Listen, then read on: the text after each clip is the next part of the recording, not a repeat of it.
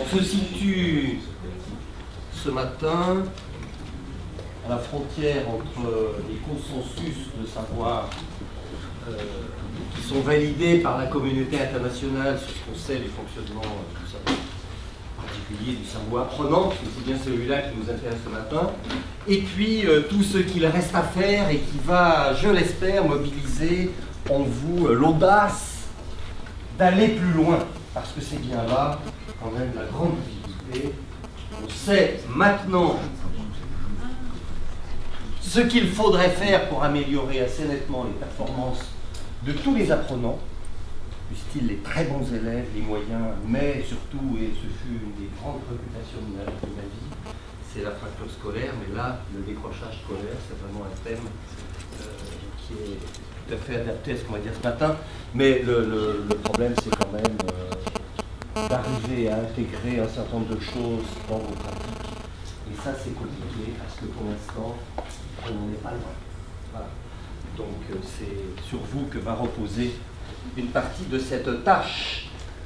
Très rapidement, j'ai été prof 22 ans, et puis ensuite chef d'établissement 4 fois, pendant une quinzaine d'années. Ensuite, j'ai été appelé par le ministère pour piloter la formation des cadres à l'école supérieure de l'éducation nationale, parce que ça existe. C'est une école des cadres de l'éducation. Et moi, je m'occupais des chefs d'établissement, voilà. Et depuis 3 ans, dans le cadre postérieur à mon activité professionnelle, je m'occupe à plein temps du transfert possible, de l'application possible des sciences cognitives au processus d'apprentissage, sachant que j'avoue être extrêmement seul. Il n'y a au niveau national quasiment personne qui fait cette affaire-là. Visiblement, ça n'intéresse pas encore le système que d'avoir... Il y a des gens qui s'intéressent un petit peu comme ça, mais en plus de leur boulot. Voilà, mais chacun est tellement pris dans son activité, de personnel de direction, d'inspecteur, de prof, etc., qu'il y en a extrêmement peu. Bien. Alors, je ne m'empêche pas de mettre cette petite figurine, parce que depuis longtemps, je suis quand même assez en colère sur un certain nombre de choses. D'abord, ce gap énorme entre ce qu'on sait et ce qu'on pourrait faire. Ça, c'est extrêmement dérangeant. Quand on approfondit un peu ces affaires-là, on se dit, mais comment peut-on faire encore comme ça? Mon Dieu, quel gâchis! Pourquoi est-ce qu'on ne bougerait pas un peu les choses? On en verra quelques exemples. Donc, malgré mon air un petit peu sympathique comme ça, je peux avoir des humeurs intellectuelles et intérieures un peu vigoureuses, mais cela n'entame pas mon enthousiasme et que j'espère vous faire partager. Alors vous, j'ai bien compris que c'était la semaine de la persévérance, donc il y a plein de personnes dont je connais les visages, donc qui persévèrent. Voilà. Vous évitez cette réalité décrochée, voilà, donc merci, mais vous aurez au moins appris à utiliser les boîtiers numériques. Donc c'est vrai que le fond n'a pas changé depuis les dernières fois où nous nous sommes vus, les uns à Montmorency, les autres, etc. etc. Donc le fond reste le même, la forme peut-être sera présentée un petit peu différemment. Donc il y a des représentants d'un certain nombre d'établissements, et c'est bien ça, hein, et vous avez comme mission de travailler un peu le dossier du décrochage scolaire, hein, c'est bien cela. Et puis quelques chefs d'établissement. Voilà. Nous allons passer maintenant à une toute petite perspective sur l'évolution, l'explosion, pour ne pas dire, des connaissances sur le cerveau, très rapidement. C'est pas nouveau ces affaires-là, ça a été ouvert il y a un peu plus de 120 ans par Hermann Ebbinghaus, qui en fait a ouvert le champ de la psychologie expérimentale et a procédé surtout sur lui-même à des expériences sur l'oubli, le réapprentissage, l'effet de récence, l'effet de primauté. Bon, l'effet de récence, c'est tout simplement que dans un propos, vous avez toujours tendance à mieux retenir ce qui est dit à la fin. L'effet de primauté, c'est toujours ce qu'on a tendance à retenir au début, c'est très connu des communicants politiques en particulier. À l'intérieur, ça dépend de chacun. Mais les premiers mots, les profs savent que la façon d'ouvrir un cours est tout à fait fondamentale pour accrocher plein de choses. Et dans une conférence, un discours, etc., c'est souvent les premiers mots qui comptent. On s'en rappelle plus. Bref, il a découvert aussi l'effet de la vocalisation sur la mémorisation, etc. Et ces courbes d'oubli et de réapprentissage ont été validées et depuis un siècle jamais démenties. Voilà. Donc c'est pas la question qu'on peut se poser, mais pourquoi a-t-on attendu si longtemps? Pourquoi attend-on encore? Parce que tout cela est connu depuis un siècle. C'est surtout ce clin d'œil que je voulais vous faire. Alors qu'est-ce qui s'est passé ensuite? Eh bien, il y a eu un accroissement absolument phénoménal des recherches au niveau international, à 10 000 publications neuroscientifiques qu'on pouvait lire il y a une dizaine, quinzaine d'années, à 10 000, maintenant correspond à 1 million. Donc il y a eu une progression géométrique folle, voilà, avec une dispersion incroyable des spécialités neuroscientifiques, etc., sachant que nous, on s'intéresse évidemment au processus de l'apprentissage. Toutes ces connaissances au sein de l'idée des intuitions, on évacue maintenant toute intuition, y compris d'ailleurs chez les théoriciens de la pédagogie. Hein. Bon, il y en a qui étaient géniaux, hein, les Montessori, Freinet, etc. Il y en a d'autres, c'est beaucoup plus discutable, mais maintenant on peut au moins s'appuyer sur des connaissances objectives. Je n'ai pas pu m'empêcher de mettre à droite le clin d'œil à Jean-Pierre Changeux, qui a été le premier neuroscientifique français qui a écrit L'homme neuronal il y a 30 ans, qui est un monsieur qui est encore en pleine activité et qui est aussi adorable et puissant. C'est la grande référence humaine et intellectuelle de tous les gens qui travaillent dans ce domaine. Alors on en est où maintenant? Eh bien, nombre de prix Nobel sont accordés aux spécialistes des neurosciences. Il n'y a pas d'université où il n'y a pas de chaire de sciences cognitives. D'ailleurs, depuis que je m'en occupe, j'ai peine à trouver des gens qui ne font pas ça. Vous voyez, il y a 3 ans, quand j'ai démarré, j'avais peine à trouver des gens, mais maintenant, c'est fou, les nombres d'étudiants qui sont intéressés, etc., etc.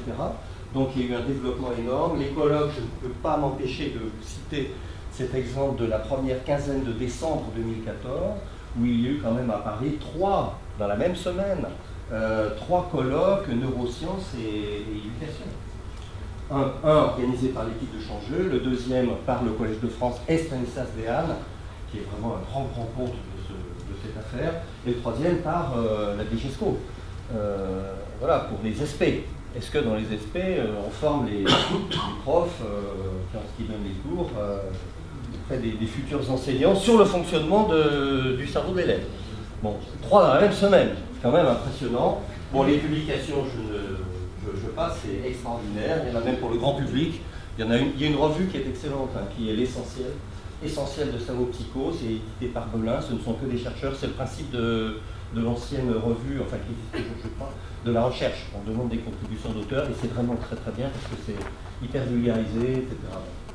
Et puis les Brain Project, aussi bien aux États-Unis, puisque Obama avait dit, mon prédécesseur, il avait lancé le défi d'aller sur la Lune, et bien nous les Américains, c'est comme ça qu'ils parlent, voilà, nous lançons le défi de connaître ce fonctionnement de ce 1,4 kg de matière, qui est le système le plus complexe de l'univers. Voilà. Et il existe un peu la même chose au niveau européen. Puis lors de la marée neuro, on voit des neuros partout, etc. Alors, à ce titre, si nous commençons à intégrer les éléments neurosciences dans l'éducation, dans les processus pédagogiques, je crois qu'il est absolument important que nous nous libérions des neuromythes, toutes ces rumeurs diverses et variées qui sont polluantes. Et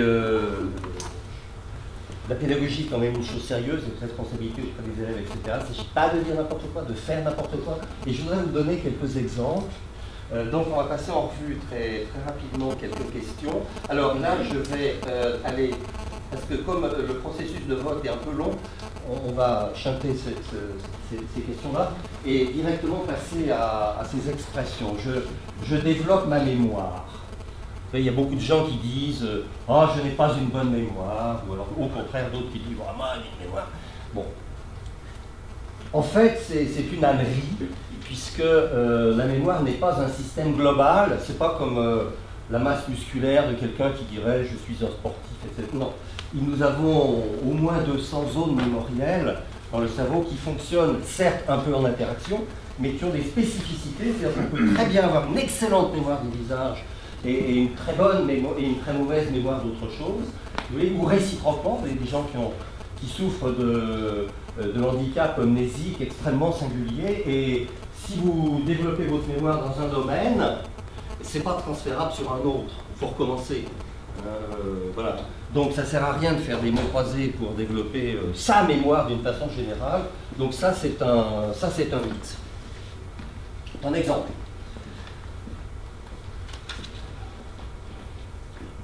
c'est vrai que ça n'avance pas. Ah, si.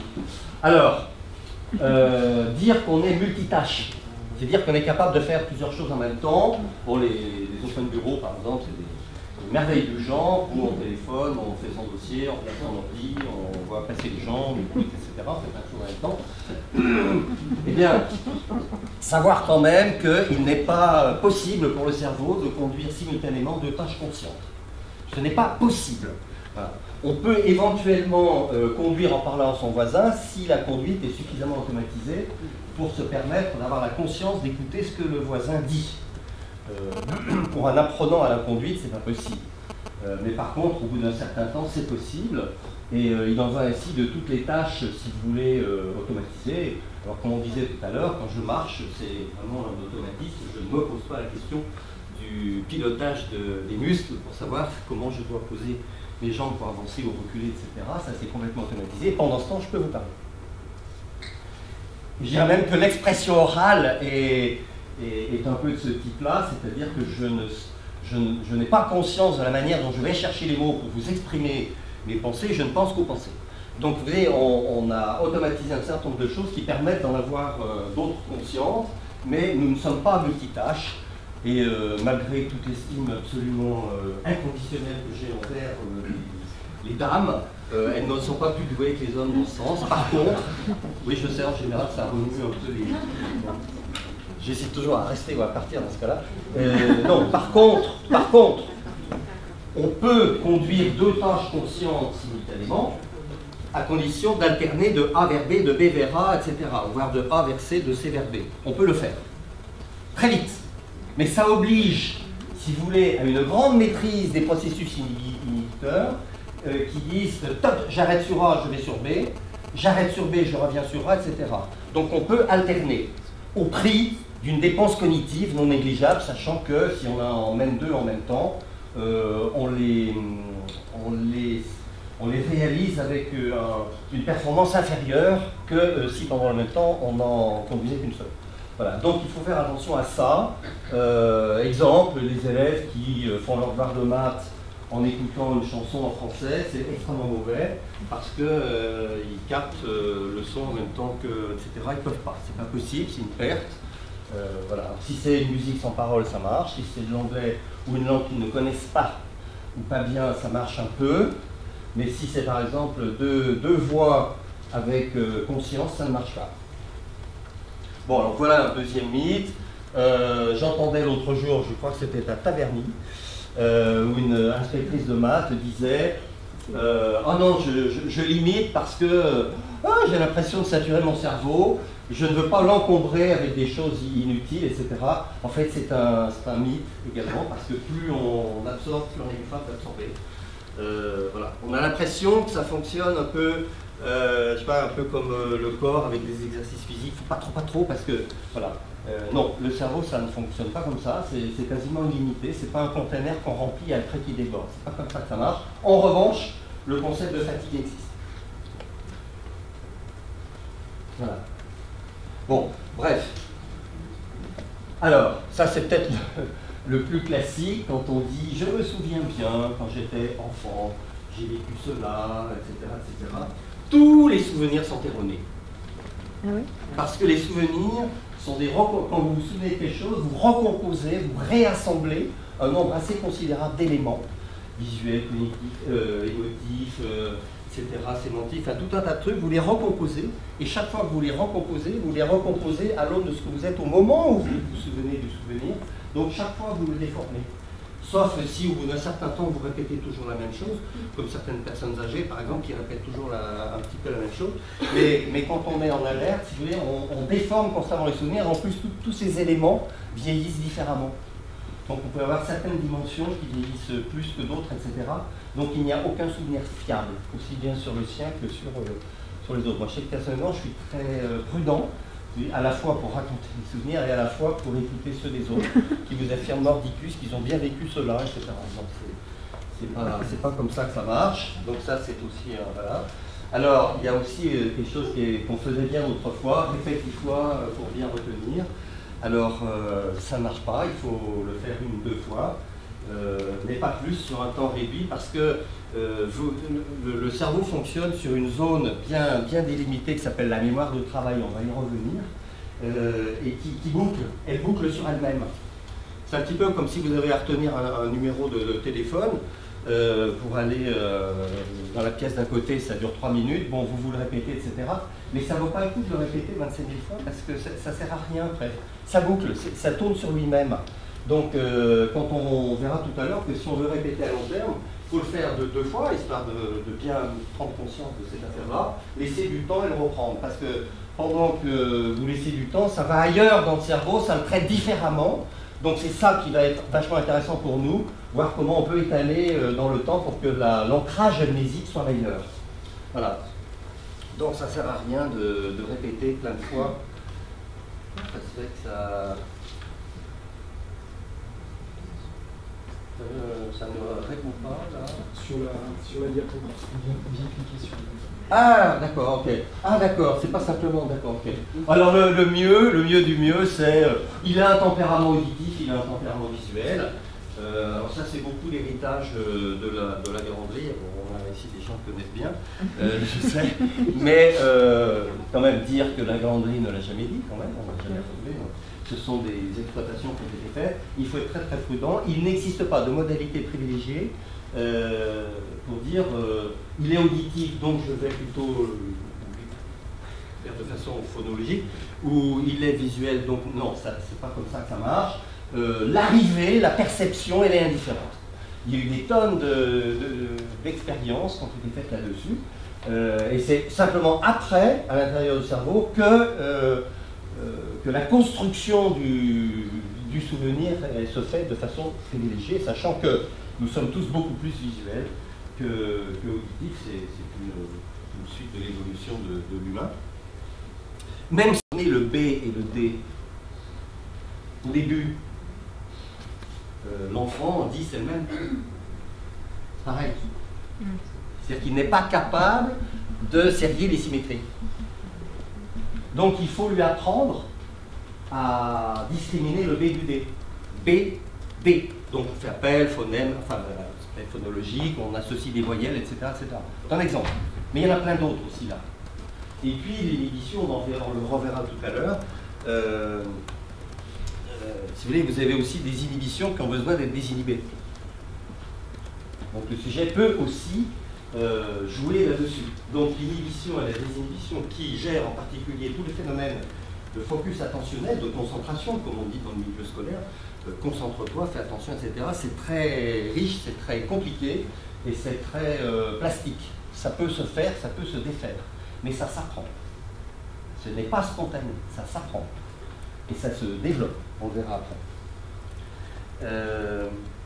Alors, dans la plasticité cérébrale, vous avez aussi toute la reversion des zones mémorielles. C'est des choses, par exemple, que vous apprenez une fois, deux fois, elles sont inscrites dans une certaine partie du cerveau. Si vous les reprenez souvent, elles vont s'inscrire ailleurs. C'est des reversions, par exemple, vers le cervelet, qui est spécialisé dans les automatismes. À partir d'un moment, à force de l'avoir fait plein de fois, ça devient quasi automatique ou automatique. Ça change de lieu. Vous avez aussi les situations que vous vivez. Si vous vivez une fête de Noël, 2 fêtes de Noël, 3 fêtes de Noël, un peu avec les mêmes gens, vous allez progressivement sémantiser cette affaire, c'est-à-dire qu'il y aura de moins en moins de caractères factuels sur chaque événement. Par contre, vous allez retirer une espèce d'idée générale de la fête de Noël en famille. C'est ce qu'on appelle la sémantisation. Et ça va ailleurs. Ça évacue des choses, ça libère des choses, ça se défait de certaines choses et ça s'inscrit dans d'autres zones de mémoire, etc. Ou par exemple les gens qui ont des traumatismes et qui ont des zones mémorielles affectées, progressivement le cerveau va mobiliser d'autres zones pour faire la même chose. Donc ça se déplace. C'est extraordinaire, c'est fascinant, c'est même génial par la nature, absolument fabuleux. Donc voilà, des reversions. Alors il y a aussi des arborescences qui continuellement se défont, que vous savez, que vous affinez, que vous modifiez, les erreurs que vous rectifiez, tout ça, ça correspond à des modifications d'arborescence. Pas facile. Quand on a une conviction, une pensée, etc., c'est très difficile d'être convaincu d'autre chose, parce que ça tient. Donc il faut défaire et raccrocher. Donc ça se passe en permanence. Et alors ça a lieu, comme je vous disais tout à l'heure, en tout instant, c'est-à-dire que nos 100 milliards de neurones fonctionnent tout le temps, tous. Tout le temps, tous, tout le temps. Alors certains plus que d'autres, à un moment donné, si vous avez des tâches spécifiques à conduire, bien sûr. Donc apprendre, c'est cela. Alors, maintenant, nous allons balayer un certain nombre de fondamentaux des sciences cognitives qui sont plus particulièrement concernés dans le domaine de l'apprentissage. Alors, être au clair d'abord sur ce qu'on appelle une donnée sémantique qui est tout à fait fondamentale pour nous, et qui, si vous voulez, les données sémantiques, ce sont des savoirs déclaratifs. Quand on est capable de dire le lycée Louis Armand, il est à Aubonne, etc., et son proviseur c'est Bruno Ballerin, c'est sémantique, vous pouvez le dire. Et ça c'est rangé, si je prends la métaphore de la bibliothèque, qui est une métaphore un peu facile, vous dites je vais chercher dans les lycées, celui-là, ça c'est le lycée à Soisy, il s'appelle Choisir, etc. Tout ça c'est sémantique, ou une date d'histoire et tout. Et nous avons un grand nombre de zones mémorielles spécialisées qui nous permettent de ranger un petit peu tout ça. Alors, c'est quasiment illimité. Deuxio, c'est presque immédiat. C'est assez facile à rentrer, au début sous la forme de traces. Ensuite, on se demandera, cette trace, est-ce que je veux la consolider ou si je m'en occupe pas, auquel cas la trace va disparaître, ou le savoir va être maintenu en mémoire. Et ensuite, ça dure assez longtemps, sachant qu'il y a des phénomènes d'oubli qui vont se rajouter là-dessus. Donc, si vous voulez, c'est assez singulier comme type de mémoire. On peut rentrer de façon presque illimitée, mais il faut se dire, ça je choisis de le garder, je vais bosser dessus, sinon ça va s'en aller. Voilà. Et alors après, la persistance dans le temps est un peu variable, selon le sujet, selon la personne, selon les réactivations. Quelque chose qu'on réactive régulièrement, on s'en souvient, d'autres choses s'enfouissent, ça s'efface. Je préfère nettement effacer à oublier. Voilà. Et alors donc, on verra après, et ça c'est tout à fait c'est primordial pour vous, pour nous, enfin, pour ceux qui apprennent aux autres, c'est savoir que si on décide de transformer une trace en un savoir consolidé, il faut mettre un peu le paquet, c'est-à-dire qu'il n'y a pas de consolidation, ou rares sont les consolidations à moins de 3 à 6 réapprentissages. Et là, je dis tout de suite, de façon un peu haut et fort, que notre système éducatif français, en tout cas pour certaines tranches du cursus, est tel que l'amplitude des masses, enfin la masse des choses à apprendre est tellement grande qu'on ne peut pas sauter le réapprentissage. Donc on surfe beaucoup, on voit, on apprend un peu, on consolide un peu et on oublie. On passe à autre chose. Ou alors on revient, mais par le jeu du hasard, des programmes, etc. Mais il y a énormément de choses qu'on a vues, qu'on n'a pas appris assez, si vous voulez, assez souvent, qu'on n'a pas repris, qu'on n'a pas réévoqué, qu'on n'a pas réactivé, le replay, comme on dit, et qui est insuffisant pour un rappel ici. Alors ça, c'est la mémoire sémantique. Deuxièmement, alors là, voilà. Ça, c'est vraiment le noyau de l'intervention d'aujourd'hui, c'est l'oubli, plutôt l'effacement. Parce que l'oubli, c'est un peu binaire. Je garde, j'oublie. Non, c'est pas comme ça que ça marche, c'est plutôt un effacement. C'est-à-dire, ça part, ça disparaît, c'est difficile à mobiliser, mais c'est encore un peu là, enfin voilà. Alors, voici 4, alors ça on va le faire Bruno s'il te plaît. Il y a 4 mots d'anglais, alors je sais qu'il y a des spécialistes en anglais, qui viennent de mon cours aussi, etc. Je vous propose, j'ai choisi 4 mots qui sont généralement peu connus, et je vous demande d'abord de choisir parmi les 3 acceptions proposées, celle qui vous paraît la plus proche du mot extant. Je peux commencer ? Oui. A, extension. B, qui subsiste. Et C, peut-être autre chose. Oui.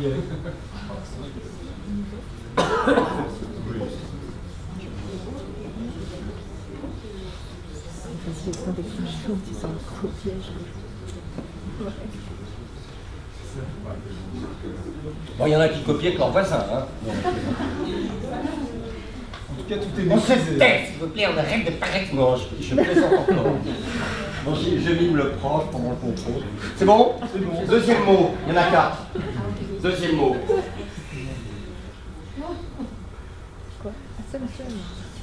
Assumption. Est-ce que c'est une supposition? Est-ce que c'est une hypothèse? Ou si c'est autre chose? À partir de maintenant.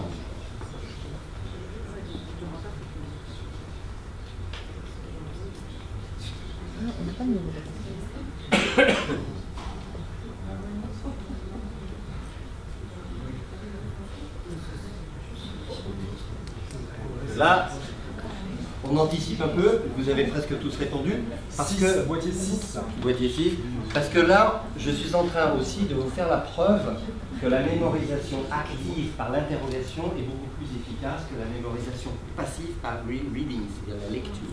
C'est bon. Ok. Troisième mot, somehow, qui veut dire soit d'une manière ou d'une autre, soit pendant que, soit autre chose. À partir de maintenant.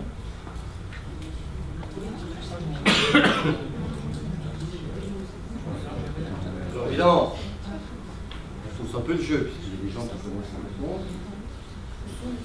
Mais c'est pour déjà vous démontrer la technique de l'interrogation. Merci. La suivante. Donc le boîtier 6. Ah, le 6.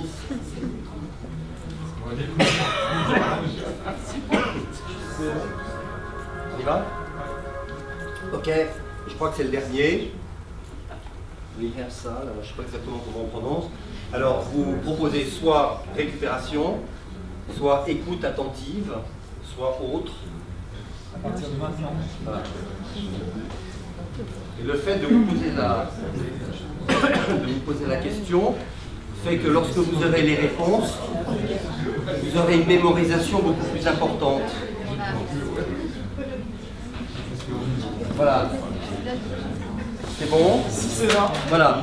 Alors, deuxième paramètre pour une mémorisation forte, c'est qu'il faut que le feedback soit le plus proche possible du moment Boîtier d'apprentissage. 20. Oui, c'est ça. Attends, Ouais. Donc tu passes à la suivante. C'est bon. Ok. Oui, disais-je, un élève est capable de rectifier une erreur ou de lever un doute si la réponse est très proche de l'apprentissage. C'est-à-dire que si c'est loin, exemple, on fait un contrôle, on rend les copies 15 jours après ou 3 semaines après, l'effet de la correction devient de plus en plus faible. Ça s'écrase. Voilà, c'est connu. Voilà. Et c'est lié à des phénomènes aussi, c'est pas simplement que cognitif, c'est aussi psychologique, lié à cette notion qui se développe beaucoup, qui fait l'objet de beaucoup de recherches, qui est celle de la curiosité. Voilà, on a la curiosité de savoir si on a bon ou pas. Et dans 15 jours, vous n'en aurez plus grand chose à faire. Alors donc, je vous demande de mémoriser ça.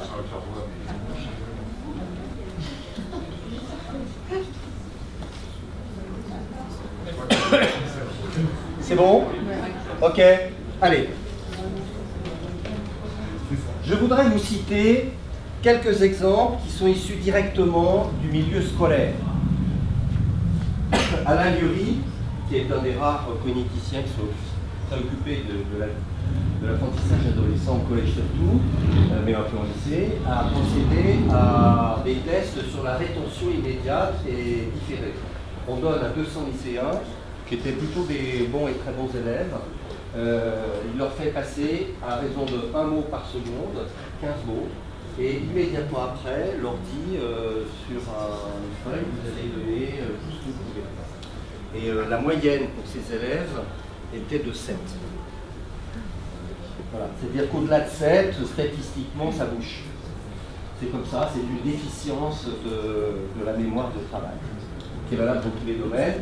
Et puis alors, il continue l'expérience et sur une autre liste, il procède la même chose, mais une fois qu'il a fini de visionner, il dit aux élèves, vous avez 2 minutes, et pendant 2 minutes, faites autre chose. Comptez à rebours, téléphonez, écrivez quelque chose, etc. Pendant 2 minutes, l'esprit est mobilisé, il n'y a pas d'écho.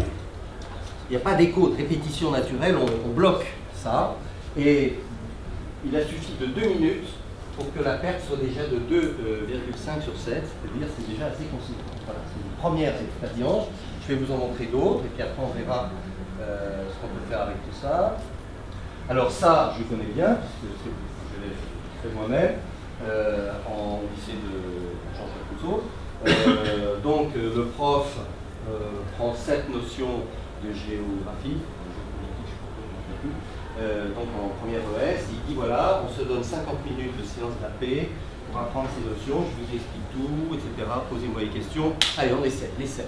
Bon, donc les élèves le font et le résultat n'est pas terrible. En tout cas, ça dépend des élèves, bien sûr, évidemment. C'est des cours un peu statistiques. Donc le prof dit c'est normal, on reprend, etc. Mais il faut qu'à la fin, tout le monde sache tout. Réussite. Au bout de 6 essais, toute la classe, quels que soient les niveaux des élèves, c'était vraiment une classe lambda. D'ailleurs, on l'a fait sur 2 classes.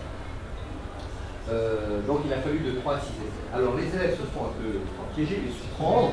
C'est-à-dire qu'au bout de 3 semaines, le prof dit nous avons étudié en classe cette notion. Essayez à chaque terme d'associer une définition correcte. Et là, le résultat était assez catastrophique. C'est-à-dire que le résultat moyen était descendu à 2. Alors le prof dit mais c'est pas grave. C'est comme ça que le cerveau fonctionne, donc on va réapprendre. Donc elle repasse une séance d'AP, voilà, et pour faire remonter, alors ça va plus vite la deuxième fois, c'est ce qu'on appelle le principe de l'économie cognitive, et reprise, etc. Et là, elle les piège une deuxième fois, 3 semaines encore après, et exactement la même technique, et le résultat moyen est remonté à 5, il n'est pas 7, mais il n'est plus 2. Donc on sent déjà à travers cette stat, on sent un peu l'allure.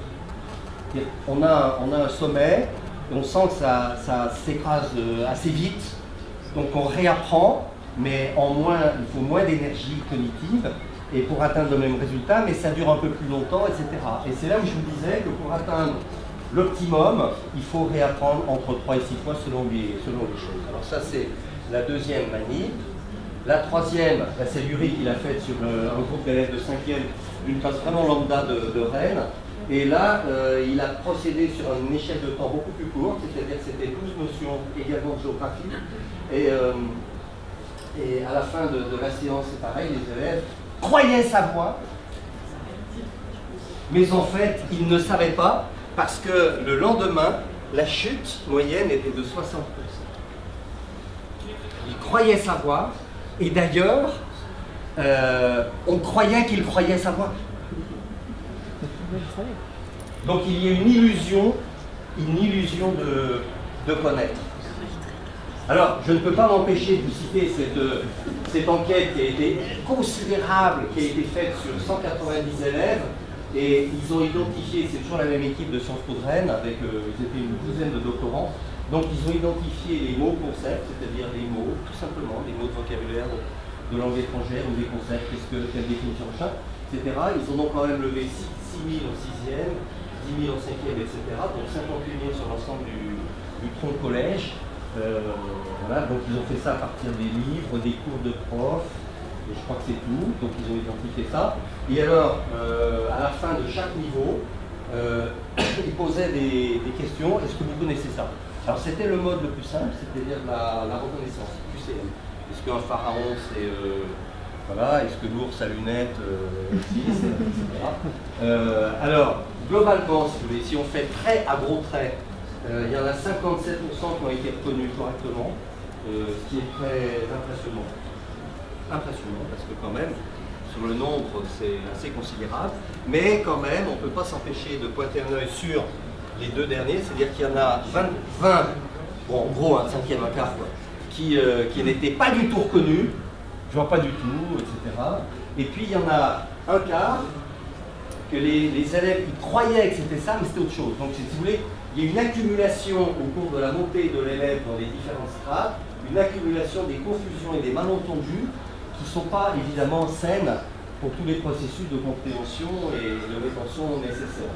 Donc ça interroge, donc ça veut dire qu'à la fin, en termes purement de nombre, si vous voulez, il y a 13 000 mots sur les 58 000 qui sont mal connus, 12 000 non connus. Donc c'est un peu là-dessus, si vous voulez, qu'on construit l'évolution scolaire de l'enfant d'année en année.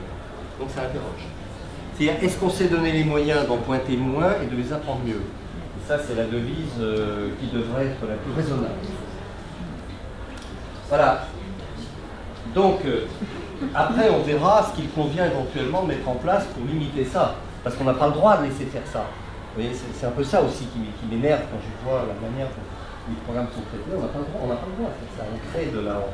c'est la technique du chasse-neige. Il n'y a que ceux qui retiennent bien, qui permettent de suivre correctement, puis les autres peuvent en voir, ils vont sur le côté de la route.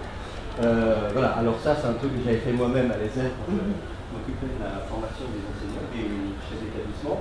Donc j'avais un système d'interrogation et donc j'avais pris une conférence qui avait eu un succès considérable. Mais attention, je précise qu'il n'y avait pas eu d'atelier derrière. Mais quand même, les gens, ils étaient extrêmement contents, une innovation formidable et tout. Et 5 mois plus tard, j'avais un système d'interrogation un peu comme des boîtiers de vote. On appelait ça sphinx, enfin bon voilà, n'importe. Et si vous voulez, au bout de 5 mois, il restait rien. C'était quand même pas n'importe qui, c'était des chefs d'établissement. Les inspecteurs sont trop vieux. Bon, donc ça veut dire en gros que nous ne retenons en gros que 10%, c'était une des questions du quiz, que 10% des éléments non traités. Et 90% sont perdus à partir de du 3e jour. Alors je vous signale que c'est le cas maintenant. Il y a un humoriste américain qui a fait un truc comme ça qui s'appelle l'université de 5 minutes. Ouais, les cours, c'est pas la peine de faire tout, hein. Il suffit de prendre les 5 minutes et faire que 5 minutes et les gens le retiendront. Voilà. C'est très amusant. Et bref, donc c'est un peu ça l'idée. C'est pourquoi donc cette conférence n'est qu'une trace, donc au milieu c'est l'intervenant que vous avez devant vous, qui est très triste, qui est prêt à pleurer, et voilà. Bon. Et donc c'est pourquoi je t'ai envoyé déjà quelques documents, vous y trouverez. Alors je ne donne jamais le support PowerPoint parce que je le fais évoluer constamment. J'ai eu des petits soucis sur Google parce que ça traîne, après ça devient n'importe quoi. Bref, donc je vous donne le Vademecum.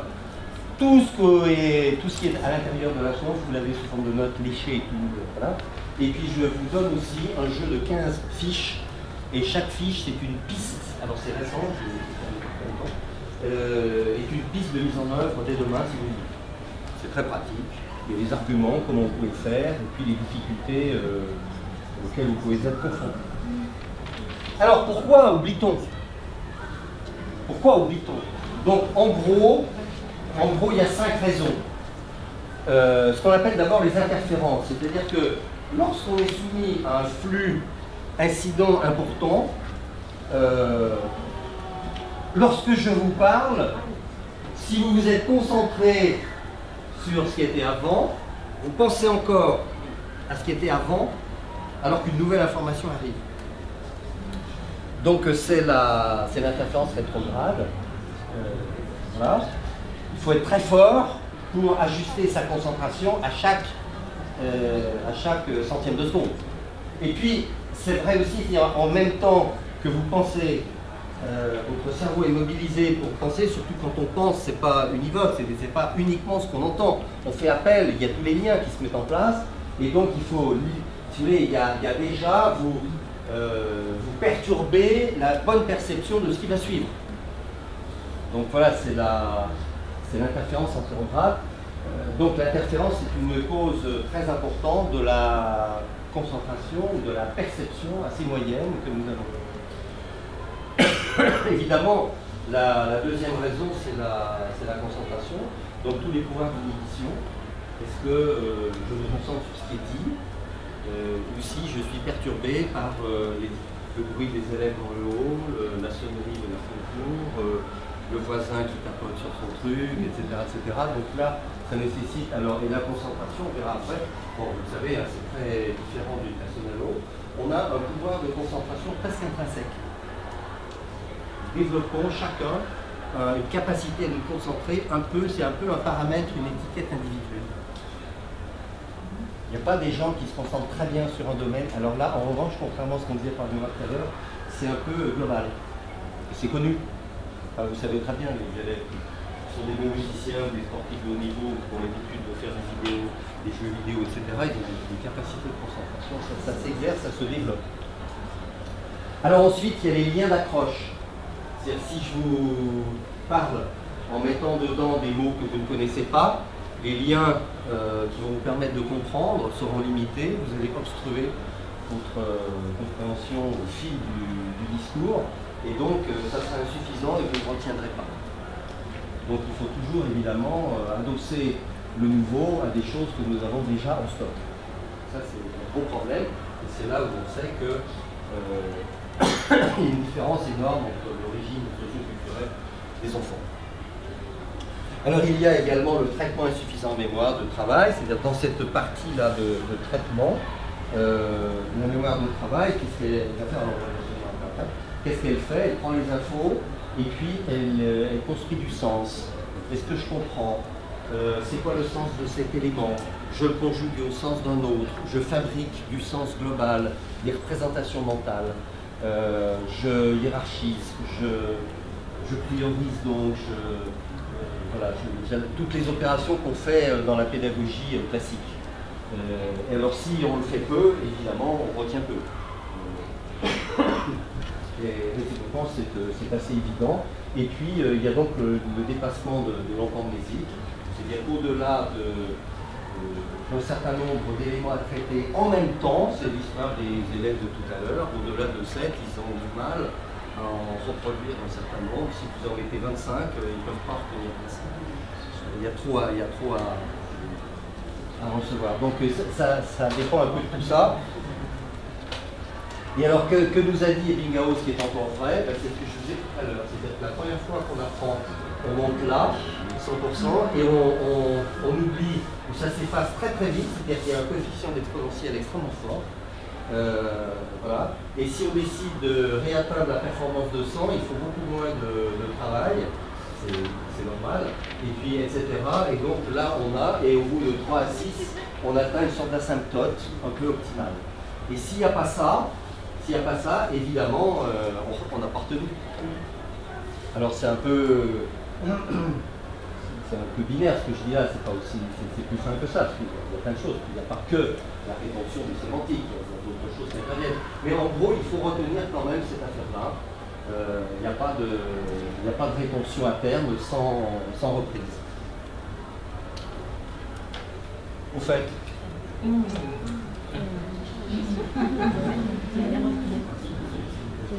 Vous y êtes? Vous les avez tous associés? Sans doute? Sans aucun doute? Alors j'ai 2 remarques à faire. La première, c'est bien, c'est-à-dire que la technique qu'on a utilisée, d'interrogation, de machin, on y revient, etc., ça marche. Mais vous avez maintenant l'illusion de connaître les 4 mots. C'est-à-dire que si je vous les repose dans 2 mois, je vous assure, à moins que vous les ayez déjà, vous aurez beaucoup plus de mal. C'est-à-dire que entre tout à l'heure, il y a un quart d'heure, 20 minutes et maintenant, c'est resté en mémoire de travail. C'est pas encore rentré dans le domaine sémantique. Donc il y a une illusion de savoir. C'est l'élève qui fait la paix en histoire géo et qui dit je sors de la séquence, je sais. C'est l'élève qui bosse avec Alain Lurie et qui dit oui, les 12 notions, je les sais. Et en fait, l'expérience montre que 3 semaines après, ou même 24 heures, c'est vachement délicat. Pourquoi? Parce que c'est pas inscrit, c'est pas encodé, comme on dit, dans les réseaux de la mémoire sémantique. Donc il y a une illusion. Et on pourrait multiplier les étapes. Pour ça, je vous ai repris ce truc-là. Vous pouvez vérifier si vous voulez. Voilà, c'est fait. Alors, parlons maintenant de l'attention qui va de pair avec l'attentionnel. Je vais vous soumettre un petit exercice. Je vais vous présenter une strophe de Victor Hugo, conditionnel, de 4 lignes. Donc vous allez le lire de façon visuelle, par la voix visuelle, et en même temps, je vais vous donner des éléments biographiques sur Victor Hugo. Ok? Vous êtes prêts? On se réveille. C'est parti. Victor Hugo, né le 26 février 1802, mort à Paris en 1885, est un poète lyrique. Poèmes, odes et ballades, Feuilles d'automne en 1831, Les Contemplations, mais est romancier populaire. Il est membre de l'Assemblée constituante et de la Chambre des pairs. Terminé. Alors, est-ce que vous sauriez répondre aux questions suivantes? Comment est qualifiée l'âme de l'enfant? Alors je vous donne, vous ne pouvez pas dire, mais je fais confiance dans votre honnêteté. Est-ce que vous sauriez dire, donner les deux adjectifs qui qualifient l'âme de l'enfant? Je lance? Oui, bien sûr, Bruno. À partir de maintenant.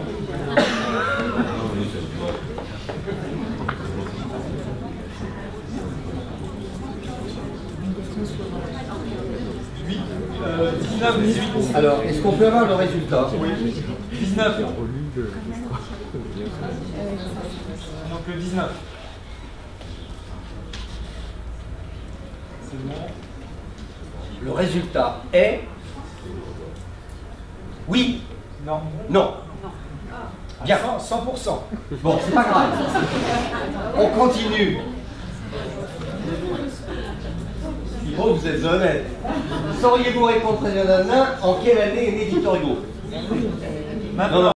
Je suis proche des Genève, machin. Bon. Mais l'efficacité mnésique est bien moindre que s'il adjoint à son propos quelques éléments clés. Et il ne faut pas qu'il y ait croisement. Alors, pourquoi vous n'avez pas réussi à l'exercice tout à l'heure, mis à part des éléments très ponctuels, etc. Parce qu'il est très très difficile d'aller de l'une à l'autre, et en même temps, si vous voulez, qu'est-ce que ça veut dire? Ça veut dire que très vite, vous allez alterner par un mécanisme d'inhibition extrêmement sophistiqué. Donc c'est vachement dur, c'est extrêmement difficile. Prenez l'exemple du métier de l'interprétariat. Une phrase en anglais, mettons, une phrase en anglais. L'interprète écoute, c'est conscient. Qu'est-ce qu'il fait pendant qu'il écoute? Il traduit et il construit du sens. Et il prépare l'expression en français de ce qu'il a entendu. Mais, en même temps qu'il parle en français, il doit écouter la phrase suivante en anglais. Cela ne marche que s'il a automatisé l'expression française, c'est-à-dire qu'il ne pense pas à la phrase qu'il dit en français, c'est automatique. Il est surtout concentré sur la construction de l'élément suivant. Donc il y a des phénomènes inhibitoires poussés à l'extrême, c'est ça la formation, mais il en va ainsi dans beaucoup d'activités. Donc l'inhibition, c'est nécessaire, ça se contrôle, ça se développe, et c'est pas facile. Alors j'ai les réponses là.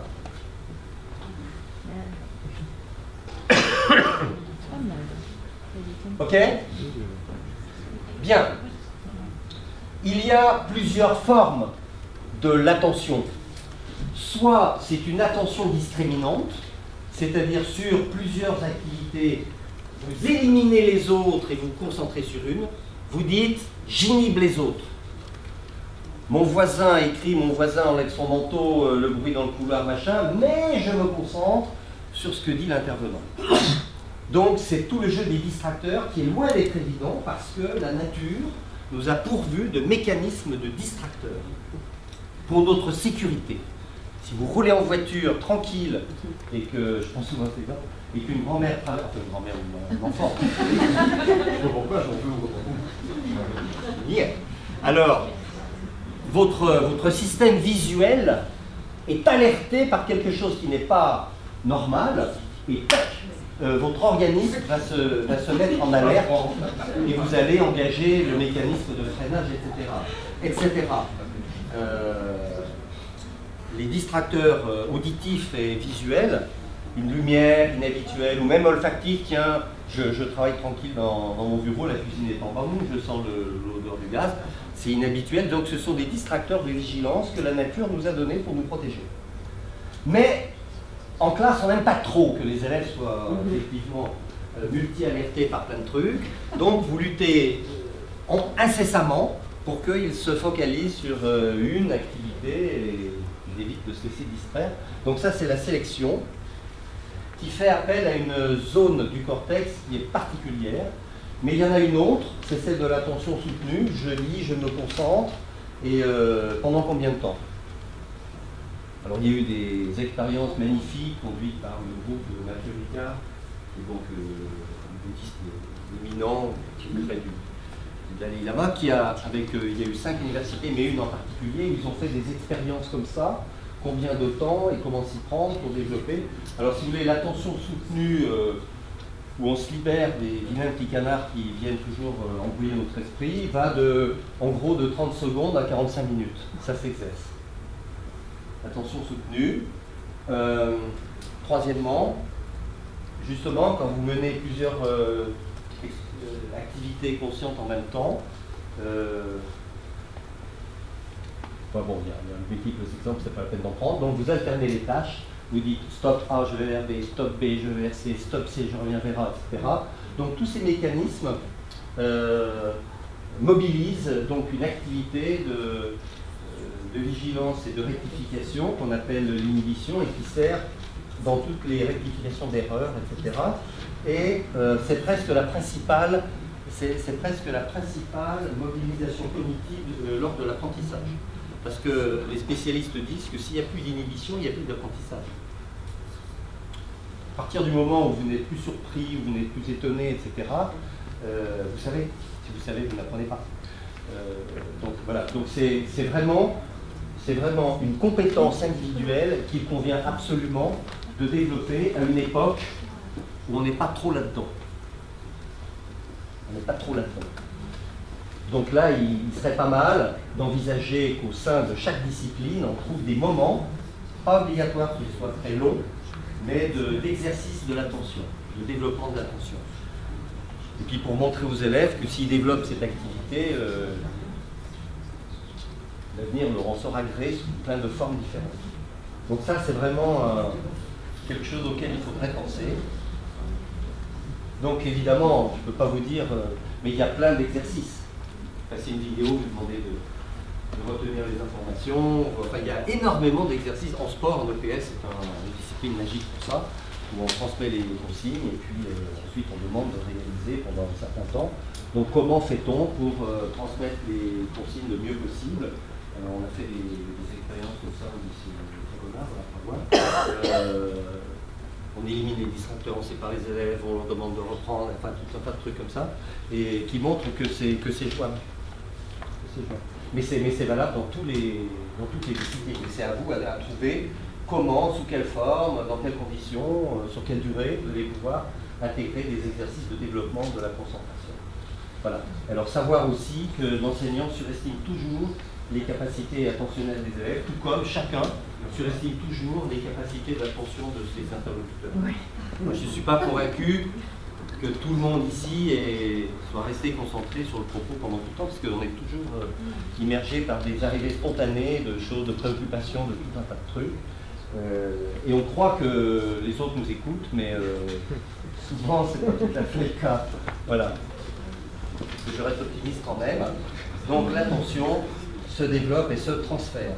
C'est des mécanismes, le grand roi de cette affaire, c'est Olivier Houdet, qui est un prof de sciences politiques de Paris-les-Gars, qui est un ancien enseignant, un ancien instituteur, qui est maintenant prof de fac, il est spécialisé là-dedans. Il a fait d'ailleurs un petit bouquin qui s'appelle Apprendre à résister, qui vient de paraître aux éditions du premier, c'est chez Colin, qui est très court et qui est assez sympa, qui explique un petit peu tout ça.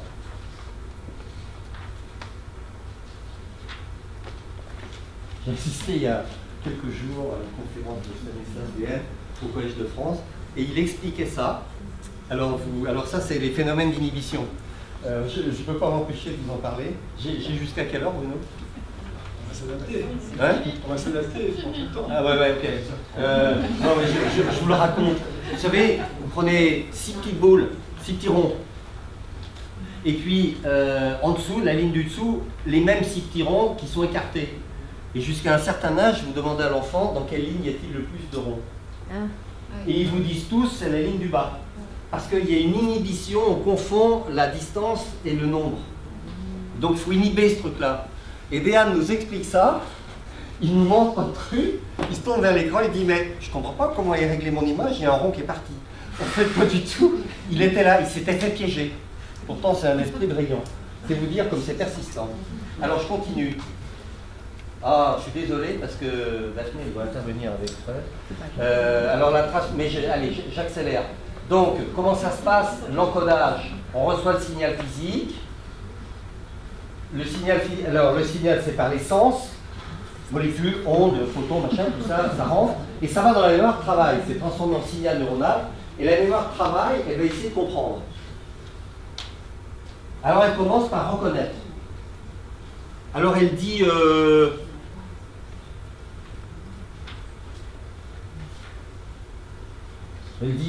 concentration. Alors elle va, allô, l'énergie sémantique, concentration, vous avez ça en rayon, oui, oui, pas de problème, la concentration, c'est machin, etc. Bon. Puis les élèves qui sont un petit peu plus brillants, ils disent, ah oui, mais j'ai aussi, comme dans le dictionnaire, j'ai aussi la concentration d'un produit dans solution chimique. Ah, d'accord. Et puis il y a molaire. Ah, alors je vais chercher. Allô, vous avez molaire, le rayon? Oui, j'ai la molaire, là, dans le. Voilà, mais j'ai aussi la mole, qui est une unité de quantitative en chimie, etc. Donc elle reconnaît. Elle dit oui, non, peut-être. Et elle construit du sens. Concentration molaire. Ah, c'est bon. C'est un élément de sens. Qu'est-ce qu'on va faire avec ça? Etc., etc. Et donc, de reconnaissance lexicale, phonologique, etc., et on va voir avec la lecture, c'est épatant, progressivement, on va vers la construction de représentations mentales de plus en plus sophistiquées, qui fait qu'on passe de la reconnaissance de chaque terme avec son sens ou moyennement, etc., à quelque chose de plus global. Et donc, progressivement, il y a tout un travail qui se fait en mémoire de travail. Et puis après, donc, le traitement, dont j'ai pris l'exemple de la carte heuristique parce que c'est très à la mode, ce sont finalement que des exercices de traitement d'information. Donc, moi, ce que je voudrais vous dire là, c'est, quand vous avez un élément, sachez bien, de façon déterminée, que voulez-vous en faire? Voulez-vous le laisser sous forme de trace, qui va s'éteindre? Alors, c'est comme la trace du papier, hein. Quand vous effacez, il reste toujours un petit quelque chose, puis après, vous dites, qu'est-ce que j'avais marqué là? Mais il reste quand même quelque chose, vous n'effacez pas complètement. Donc, c'est pour ça que je préfère l'effacement à oubli. Donc, voilà la trace. Ou alors, est-ce que je décide de monter en charge pour le consolider? Et ça, c'est une vraie détermination. C'est-à-dire que vous devez déterminer sur les essentiels de la consolidation mnésique, avoir l'idée que le cours n'est qu'un dépôt qui s'éteint avec une courbe de ce type, et savoir ce qu'on en fait. Alors, comment généralement est construit l'enseignement, soit en France? Vous avez le chapitre, c'est très caricatural, mais c'est pas si loin de la vérité. Chapitre 1, allez, on fait le cours, ça s'éteint, contrôle. Mais on ne va pas s'attarder trop parce qu'il y a un chapitre derrière. Les profs disent ouais, mon programme. Bon, donc ça s'éteint. Et alors, évidemment, pardon, il y a l'autre chapitre. Un peu les mêmes titres. Et si on fait ça au mois de juin, c'est la fin de la courbe exponentielle. Il reste ça. Est-ce que c'est votre objectif? J'espère que non. Donc, c'est ce que j'appelle la politique du petit train. Les wagons qui sont accrochés les uns, ça c'est le programme. Les wagons avancent et au fur et à mesure que le train avance, pouf, on oublie les chapitres précédents. Alors vous allez me dire, oui, mais il y a une reprise, il y a une spirale, machin. Oui, oui, oui. Dans certaines matières plus que d'autres. J'ai fait l'expérience, quant à l'étude sur des programmes de physique, je suis physicien au départ, du niveau lycée, et bien je vous assure qu'il y a des chapitres, il y a énormément de chapitres qui sont disjoints. Disjoints. Bon, donc il faut bien avoir ça en tête. Alors, vous allez me dire, oui, mais alors comment on peut rectifier? Alors, c'est ce qu'on appelle le multicasting, c'est-à-dire, vous faites le cours, et vous demandez, vous allez cerner les essentiels. Qu'est-ce que j'attends de l'élève qu'il retienne, etc. C'est surtout valable pour le sémantique et un peu pour le méthodique. Et je m'interroge extrêmement brièvement 3 semaines après. Et je vais le réinterroger brièvement 6 semaines après. Et là, vous aurez réactivé, et ce qui fait que le contrôle différé, ce n'est pas le contrôle mardi, c'est le contrôle à la fin beaucoup plus tard, qui va reprendre par exemple plusieurs chapitres, et on s'aperçoit, si vous voulez, que c'est beaucoup plus efficace sur la rétention parce qu'il y a eu réactivation. Alors, c'est difficile à mettre en œuvre, on ne va pas passer la question parce que c'est un peu long, Mais ça pose question. Ça pose question en particulier pour l'évaluation. Et là, je vais être très clair. Hein, vous apprenez quelque chose, ça s'efface. Vous avez le contrôle, ça s'éteint. Bon, imaginons qu'on surprenne les élèves en leur disant « Oui, vous avez passé le bac d'histoire, bon, alors on sort en novembre. Allez, vous venez tous, vous ne repréparez rien, vous passez l'épreuve. » Bonjour les résultats. Mêmes élèves, etc. Donc la question c'est, comme il y a une... Alors, ça veut dire, c'est quoi la crédibilité? L'élève, il vaut ça ou il vaut ça? Alors nous, on a l'habitude de dire il vaut ça. Parce que c'est comme ça. On dit on fait le chapitre, et puis on fait le contrôle, et on le met sur le bulletin, et puis le gamin, ça y est, il a son paquet de résultats, et il le trimballe avec lui. Représentation qu'on construit, etc., qui n'est pas la bonne. Alors je ne dis pas que celui qui a une bonne note, c'est un mauvais élève. Non, c'est pas ça. Parce que l'expérience montre que ceux-là, ils ont aussi d'autres compétences. Je ne dis pas non plus que ce qu'il a acquis, tout est perdu. Non, parce qu'il y a des choses qui ne relèvent pas que du sémantique. Mais il y a quelque chose comme ça. Alors est-ce qu'il ne faut pas revoir un petit peu cette technique?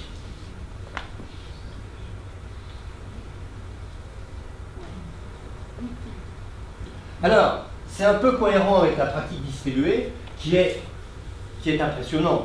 Vous avez le même thème à traiter avec un capital temps donné. Si vous le traitez de façon massée, il vous restera ça au bout du compte. Si vous le traitez en plusieurs parties fractionnées, il vous restera ça. On demande à deux groupes d'étudiants de maîtriser la technique de calculer le nombre de permutations possibles quand vous avez un certain nombre de lettres dans une série. A, A, B, B, C, C, C, D. Et vous demandez combien... Bon, c'est pas facile.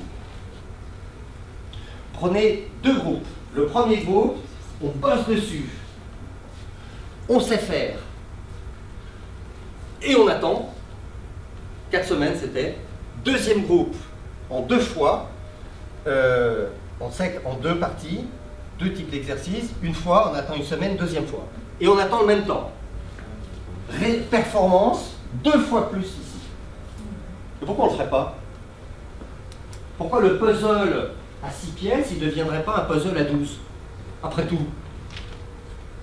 Qu'est-ce qui empêche? Oui, mais on confond. Attendez, on fait 1000 fois, 1000 choses dans la journée. L'esprit est capable de faire ça.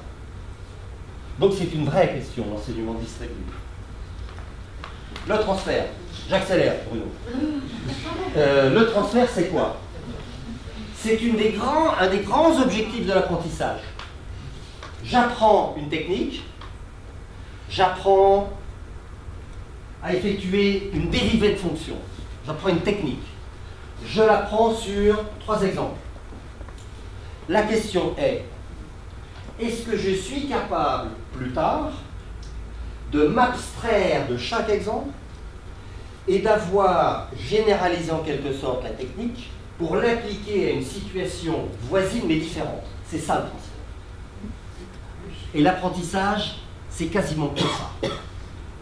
Donc, ça pose 2 questions. Même 3.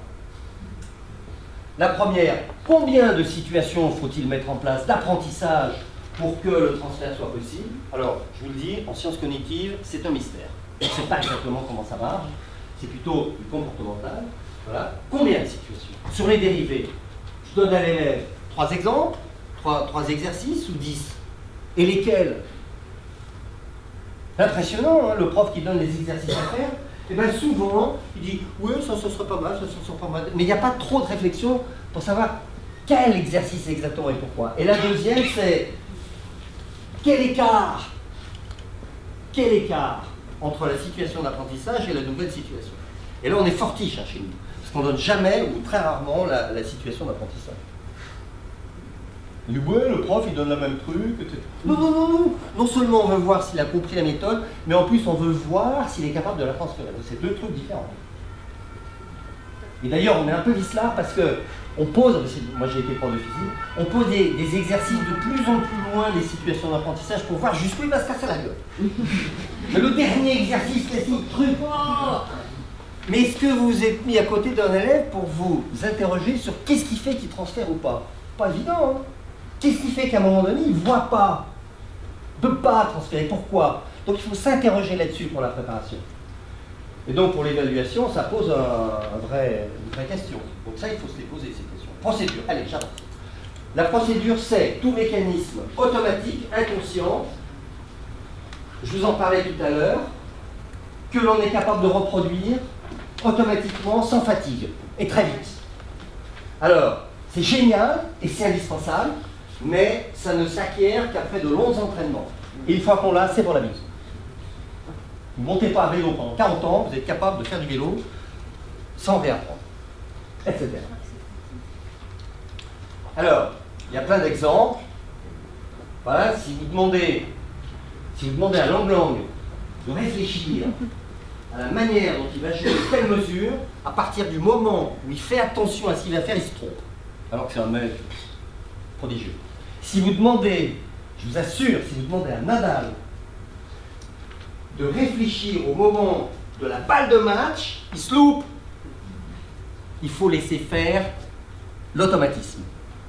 Donc on a en... Tiens, vous seriez capable de redessiner un clavier comme ça, de mémoire? Pas facile. Alors que, surtout les gens qui ne regardent pas, etc. Ce que je vous disais tout à l'heure, toutes les opérations mentales, bon, les étudiants en médecine, les massages cardiaques, on ne leur demande pas de réfléchir. Hein. Il faut qu'ils en fassent suffisamment pour que ce soit automatique, pas le temps de réfléchir. Donc ça ne se fait qu'avec des apprentissages extrêmement longs. Les profs de PS savent bien qu'un automatisme moteur, ça s'apprend au prix de parfois quelques centaines, parfois même quelques milliers, etc.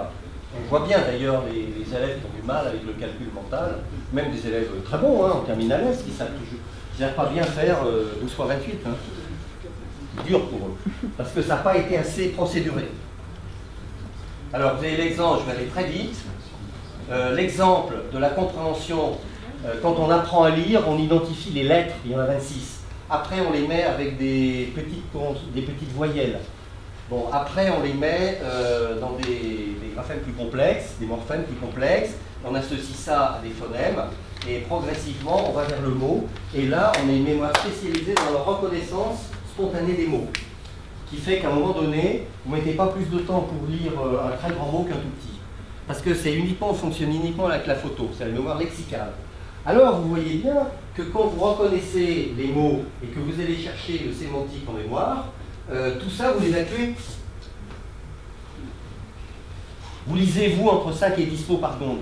Vous n'allez pas vous amuser à regarder toutes les lettres qui sont dedans, c'est fait, ça y est, c'est bon, c'est automatique. Le petit non. Donc il y a une automatique, c'est un peu comme quand on monte dans l'immeuble, au fur et à mesure on voit des choses de plus en plus compliquées et on oublie ce qui se passe en bas. Alors c'est ça, l'acquisition de procédures, et le stock de procédures à notre disposition est souvent très insuffisant. Donc on oublie que c'est... Alors vous allez me dire, oui mais alors comment on fait ça? C'est long, c'est la barbatique, machin. Oui d'accord, mais enfin qu'est-ce qu'on veut? Donc il faut s'entraîner pour que ça devienne de plus en plus automatique, et on s'aperçoit qu'il y a énormément d'activités, par exemple l'expression orale en anglais, elle est basée beaucoup sur des automatismes, beaucoup plus que la perception. Donc après, progressivement, on construit des représentations mentales qui sont de plus en plus sophistiquées, etc.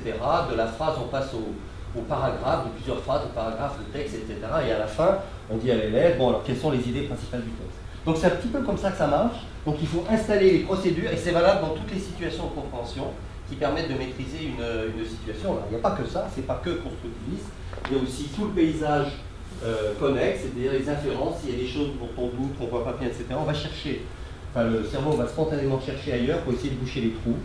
S'il y a un mot qui vous échappe dans la phrase, vous arrivez à retrouver vaguement son sens, si vous avez compris le sens du reste des groupes de mots. Donc ça se fait un petit peu comme ça, mais j'insiste sur le fait que les procédures sont riches et qu'on n'y met peut-être pas assez le paquet. Alors, donc je vous disais tout à l'heure qu'on a à peu près 200 zones mémorielles. Alors j'en ai mis que quelques-unes. Alors pour s'y retrouver, c'est un peu compliqué, mais ce que j'ai fait, c'est que je vous ai un peu immergé dedans pour vous dire que tout ça, ça fonctionne en interaction. Si vous voyez quelqu'un, c'est pas que quelqu'un, c'est son nom, son visage, c'est les émotions, il y a plein de trucs qui se construisent en même temps. Et donc, en gros, si vous voulez, on a 5 grands groupes de mémoire. Le sémantique, je vous l'ai dit, le travail et les procédures. Le reste, la perceptive, c'est tellement rapide, quelques millièmes de secondes, on s'en fout. Et puis épisodique, c'est les situations qu'on vit et qui se sémantisent progressivement. Donc c'est surtout sur ces 3-là que ça marche. Alors la mémorisation active, je voulais vous en parler, parce que c'est ça que je vous ai fait faire tout à l'heure. Je vous interroge, enfin, donc quand on s'interroge, c'est très nettement supérieur à quand on relit. Or, il y a eu des études qui ont été faites sur 177 étudiants, c'était aux États-Unis, quasiment tous utilisaient la technique de relire. Alors voilà, ça marche, mais c'est la mémoire travail qui fonctionne, c'est pas la mémoire profonde. Donc elle n'offre qu'un avantage limité pour la rétention à terme. C'est pour ça qu'on peut concevoir le concept de fiche de mémorisation ou d'encart de mémorisation. Vous avez une partie qu'on peut occulter. Question, qu'est-ce que la liaison non-verbale? Bon, donc l'élève, et c'est quoi la question? Exactement comme tout à l'heure, tac, on enlève l'écran. Réponse, c'est une interaction électrostatique entre les deux. Bref, le système d'interrogation. Donc c'est basé sur tout un tas de techniques qui sont soit, on peut les fabriquer comme ça, alors soit vous les faites en dehors du cours. Alors vous, les élèves, c'est une manière d'apprendre, parce que ce qui est difficile, c'est de formuler les questions. Soit vous les mettez à l'intérieur, vous les incrustez à l'intérieur du cours. Mais c'est pas linéaire, c'est en 2 parties. C'est une habitude, ça prend pas plus de temps. En physique, tout ça, en bio, c'est très facile à faire. Voilà. Donc la fiche de mémorisation, ça serait bien parce que c'est un système d'auto-interrogation et là vous pouvez dire aux élèves, d'abord il y a l'essentiel et en plus c'est dans le cours. Donc vous pouvez dire aux élèves, allez pour mardi on va se refaire le coup du chapitre machin qu'on a vu il y a 2 mois, tac, vous allez voir dans vos encarts de mémorisation et vous vous exercez là-dessus. Ça remplace la mère qui fait réciter, quand vous perd. Voilà. Alors, on est en train de faire à Taverny des petites études comme ça avec des logiciels. Il existe dans le commerce depuis longtemps des logiciels pour apprendre plein de trucs. Moi, je connais un étudiant en médecine qui avait toutes ses études avec ça. C'était un élève moyen, bon, il est devenu un brillant médecin. Et bon, par exemple, vous dites, vous avez la fiche question, recollection, ça veut dire quoi? Alors là, vous avez plusieurs possibilités, soit je sais, soit je ne sais pas, soit je me doute. Alors comme vous êtes honnête, vous regardez la réponse, après vous cliquez sur des touches qui vous disent ah, vous ne savez pas du tout, bon alors on vous rappelle dans 2 jours. Vous savez, bon, c'est pas la peine, je vous rappelle dans 2 mois. Vous ne savez pas trop, bon alors je vous rappelle dans 15 jours, etc. Et puis après, il vous rappelle, et la 2e fois, même question, mais il calcule différemment les écarts. Alors c'est génial parce qu'il vous fait des tas de questions et si vous avez la détermination d'apprendre quelque chose, vous y allez, ça ne prend pas beaucoup de temps, c'est très très efficace parce que vous ne revoyez pas ce que vous savez. Il vous interroge juste au moment où il faut, quoi. Alors on en connaît un, nous Anki, on travaille sur Anki, et donc pourquoi est-ce qu'on ne ferait pas ça? Voilà, c'est ça Anki. Alors, on peut faire plein de trucs sur Anki, on peut faire des fiches comme ça, mais il peut y avoir des schémas, des protocoles et tout un tas de choses. Ça existe depuis longtemps. C'était fait pour les cadres qui veulent apprendre une langue étrangère très vite. Moi j'ai essayé, parce que je suis une quiche totale en anglais, j'y arrive pas depuis 50 ans, même plus. Eh bien, je me suis quand même appris 2000 mots depuis septembre. Mais j'y passe un quart d'heure tous les 2 jours. Et j'ai une fille encore, j'ai pas mal d'enfants, personne n'est parfait. Et donc je lui fabrique des fiches en physique et en bio. Chaque fois qu'elle a un contrôle, je lui donne les paquets de questions et donc elle se fait tourner ça. Si elle a un contrôle dans 10 jours, elle le fait en général 2 jours après, 4 jours après, elle a veille. Très efficace. Le problème, c'est qu'il faut fabriquer les fiches. Alors, rapide, ouais, parce que je vais me faire engueuler. Ils sont vachement polis. Voilà, alors ça voilà, colère. Colère, l'année dernière, sujet. Terminal ES. La Chine est le monde depuis 1940. Les 2 heures et demie. Que du rappel libre. Que du rappel libre. Il faut tout rappeler. Les notions, les références, l'organisation, le plan, les idées. Moi, ça m'énerve. Pourquoi? Si vous prenez le rappel indicé, et c'est un exemple que je prends souvent, c'est la dernière fois que je le présente aujourd'hui, parce qu'ils vont dire, il yoyote, quels étaient vos camarades de 6e il y a 40 ans? Je l'ai fait avec ton proviseur, il n'y a pas longtemps. Il dit, ouais, mais je connais. Ah bon, allez-y. Tiens. Bon, alors ça a été fait, et après vous présentez la photo. Ah oui. Bien sûr, on en reconnaît entre 40 et 50%, 40 ans après. Alors, la question elle est, toujours, la question elle est, alors, ils ne savent pas ça. Lampant. Alors, mémoire de travail, je vous en ai parlé. Alors, bon, ça c'est hyper classique.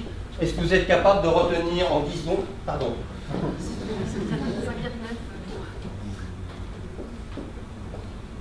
Est-ce que vous êtes capable en 10 secondes de retenir cette liste?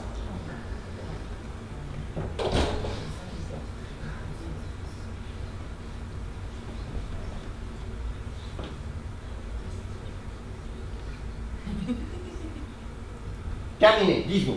Alors, en général, et tu as fait le test hier, Bruno, et il m'appelle hier soir, il me dit ouais, mais moi j'y arrive et tout. Super, pourquoi? Alors, d'abord, c'est pas évident de les retenir tous. On peut en retenir qu'un certain nombre. Et en plus, l'esprit est conçu de telle façon à regrouper pour avoir moins de choses à retenir en même temps. La technique des 10 numéros du téléphone, 06, 22, etc. Parce que vous les associez à d'autres choses, donc ça va mieux. Ce qui compte, c'est le nombre de paquets.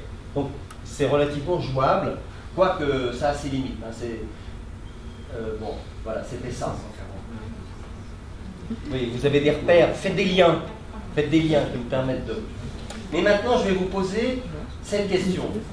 Alors, j'ai mis peu de mots, parce que je suis gentil avec vous, mais vraiment, indulgent et tout, je me dis en plus, ils sont fatigués, et ils ont vachement envie que je m'arrête, et je ne vais pas m'arrêter tout de suite. Est-ce que vous êtes capable, en 10 secondes, de retenir exactement cette liste de 7 mots?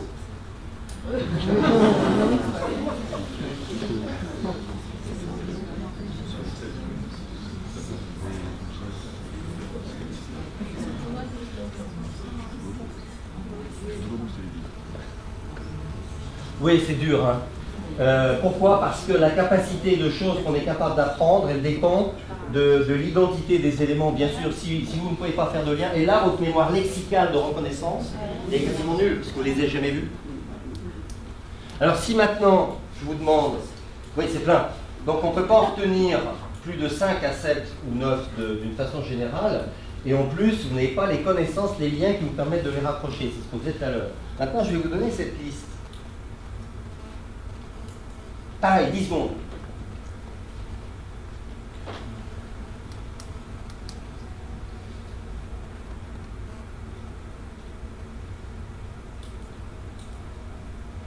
Top. Alors, là c'est évidemment beaucoup plus simple. Pourquoi? Parce que les liens, c'est des mots extrêmement usuels, et en plus, ils sont tous imagés. Ce pas des mots abstraits. Voilà. Alors donc, là, votre rampant, il est beaucoup plus important. Et pourtant, chers amis, c'est la même liste. Mais l'autre, elle est en tchèque. Ah d'accord. C'est pour ça qu'à Versailles, je me suis fait avoir parce qu'il y avait une dame qui connaissait le tchèque. Elle a venu voir la femme, elle dit oui, voilà. Vous êtes prodigieuse, madame. Mais c'est normal, c'est ma langue. Voilà. Alors, qu'est-ce que ça veut dire? Ça veut dire que si on veut... Alors, c'est pas une caractéristique individuelle, ça dépend... Alors un peu, ça s'exerce un peu, mais pas beaucoup. Ça dépend surtout du champ de connaissances qu'on a dans un corpus donné. Donc ça dépend du rapport de chacun à la situation, etc., etc. Alors, ça veut dire aussi, très pratiquement, que dans les zones défavorisées, si les élèves ne sont pas capables de faire du lien avec ce que dit le prof, qui est en général un langage beaucoup plus châtié, il ne peut pas, il a un enfant qui bouge tout de suite, ça fait obstruction. L'esprit s'arrête sur tout ce qu'il ne connaît pas. Donc c'est terrible. Donc il ne peut pas effectuer tout ce à quoi la mémoire de travail est dédiée. Il ne peut pas le faire. Il est uniquement sur la reconnaissance. Et au-delà d'un certain nombre d'éléments, il ne peut plus. C'est le cas des textes un peu compliqués. Parce que qu'est-ce que vous faites pour faire émerger des représentations mentales sur un texte? Vous êtes obligé de retenir tout ce qu'il y avait avant. Vous ne l'oubliez pas. Et vous essayez de configurer tout ça. S'il y a plein de choses qui ont fait obstruction avant, la construction de l'idée devient plus difficile. Donc l'empamnésie, c'est à surveiller parce qu'il y a beaucoup, enfin moi j'ai dirigé des établissements dans des zones hard, et il y a beaucoup d'élèves qui sont très très handicapés par leur capacité de lien et de nombre d'éléments à traiter dans un moment donné. Donc il faut bien travailler le stock de vocabulaire, la précision de sens, il faut lever ces malentendus, ces confusions, donc pour accroître l'empamnésie, et donc évidemment derrière travailler sur... alors sur la capacité attentionnelle, j'attire votre attention sur ce livre assez bon, de aider les élèves à comprendre, par Léonac et Fayol. Chez HF d'éducation, il y a plein de trucs là-dessus. C'est pas très épais, c'est une contribution collective. Donc la grande devise du jour, c'est moins mais mieux. Voilà, bon c'est ça, c'est les éléments différents qu'on trouve dans le premier chapitre de ce cours de physique. Les savoirs, les savoir-faire, c'est tout ce qui n'a pas été vraiment appris en troisième. Et donc c'est traité en 2 semaines. Il y a 4 heures, mais il y a aussi les TP, les exercices, les applications, etc. Et donc là c'est pareil, c'est contrôle mardi. Oui mais attends, c'est la première page, hein. Ça c'est la deuxième. Alors l'élève, et puis s'il l'apprend la veille, technique du bachotage qui marche, ça ne veut pas dire qu'il saura tout ça 2 mois après. Donc comment il fait? Comment il fait? Surtout il n'y a pas que ça à faire. Donc ça fait pour le même truc de 2 semaines, 74 savoirs, 22 savoir-faire. Moi je m'interroge. C'est bientôt fini. Donc ça, je vous donnerai les documents, pas de problème. Alors l'idée, si vous voulez, ça serait de pas trop laisser traîner tout ça et de se dire, bon, c'est compliqué, il n'y a pas grand-chose dans la valise, mais il faut que je m'y mette. Parce que s'il n'y a pas vous, chers collègues, et si vous n'êtes pas drivé par vos inspecteurs chéris, vos inspectrices, ben, il ne se passera rien. Hein. Je vous le dis, il ne se passera rien. Vous ne trouverez pas un labo en France qui s'occupe uniquement de l'apprentissage en milieu scolaire. Chez les petits, oui, numératie, littératie, tout ça, ça existe. Au-dessus, ça n'existe pas parce que je ne sais pas pourquoi 13 millions d'élèves, ça les intéresse. C'est pas dans leur fil. Alors voilà, donc on est en train de travailler sur toutes ces pistes-là, mais elles sont dans les fiches. Alors vous avez que l'embarras du choix, l'idée c'est d'en prendre une et d'essayer de voir ce que ça donne. Alors, je suis au verbe de suivre, à peu près une trentaine de travaux qui sont faits, de volontaires, qui sont tout ça. Pointer les essentiels, les encarts de mémorisation, la technique des multitests, les fiches de mémorisation, parce que c'est pas que les encarts, en histoire, en lycée par exemple, bon, chez ma femme est prof, donc elle expérimente plein de trucs.